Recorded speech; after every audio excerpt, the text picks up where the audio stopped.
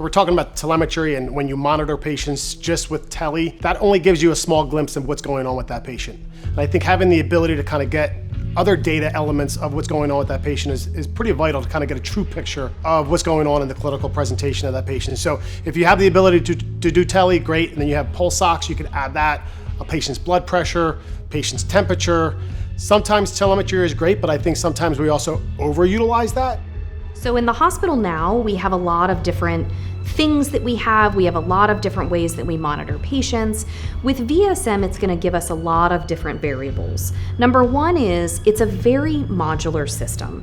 You have the ability to increase that acuity and decrease that acuity within whatever care area that you're in. This new technology from Masimo, every bed could be pulse ox, so you can still put people on the right level of monitoring, and then you can convert any bed to a tele. So if I have a new patient on any floor and they need new tele, I don't have to hardwire it. I just add the new VSM monitoring and instantly I could transform it. One of the challenges that we have is not just having enough beds in the acute care space, but we're also seeing that patients are holding in the ER, then they're coming up to the med-surg space, and there's a lot of time that it takes when you're transferring a patient, you're transitioning them from a higher level to a lower level of care. And it's really important that you have the ability to save that time in the acute care space so that you can utilize VSM to actually increase or decrease that acuity level based on the needs of that patient. And so I think really having a combination piece where I can add things on, maybe if somebody who's on, has some issues with ventilation or respiratory issues. We saw that a lot in COVID. Maybe telemetry is not the only component that you want. And honestly, basic dysrhythmia components are the last things that happen when somebody's having issues with their respiratory status. So, so that's the last thing you would actually see is a dysrhythmia to pop up if they're kind of desatting. So having somebody's pulse ox or having somebody monitoring their end-tidal CO2 or whatever other data element that we could monitor, I think really provides a bigger glimpse of the overall picture of what's going on with the patient.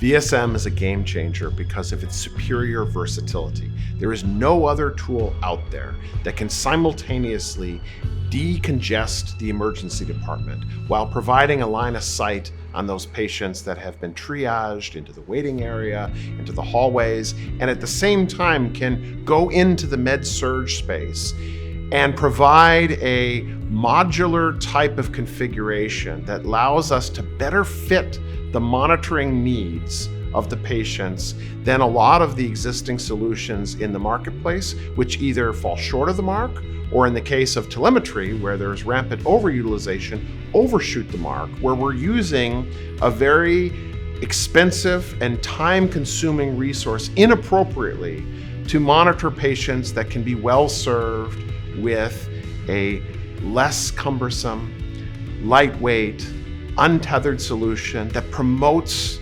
ambulation and the types of things that we need our patients to do in the hospital so they can get better and so they can go home and advance into the next phase of their recovery.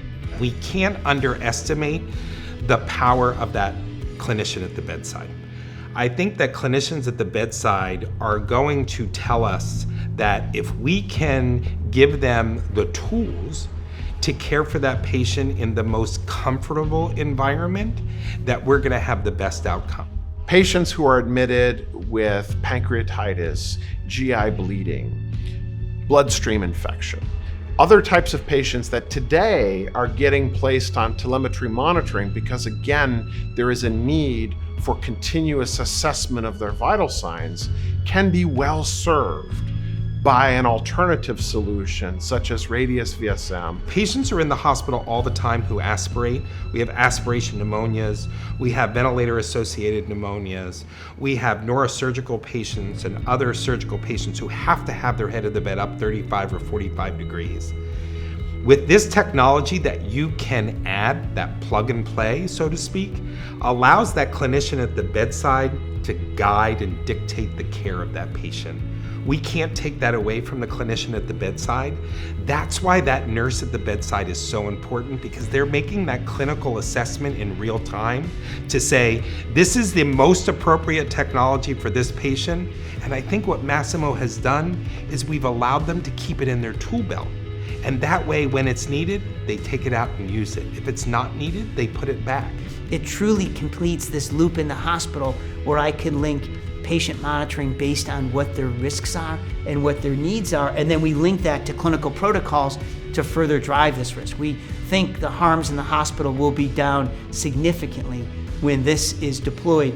This is something that we together as an organization are collaborating with our healthcare partners on in building solutions to build a better future for the world and for the population of patients that we serve, which is my mother, your brother, your cousin, uncle. We're all in this together, and I think that's something that is a very important message not to lose sight of as we go into this new space as a company.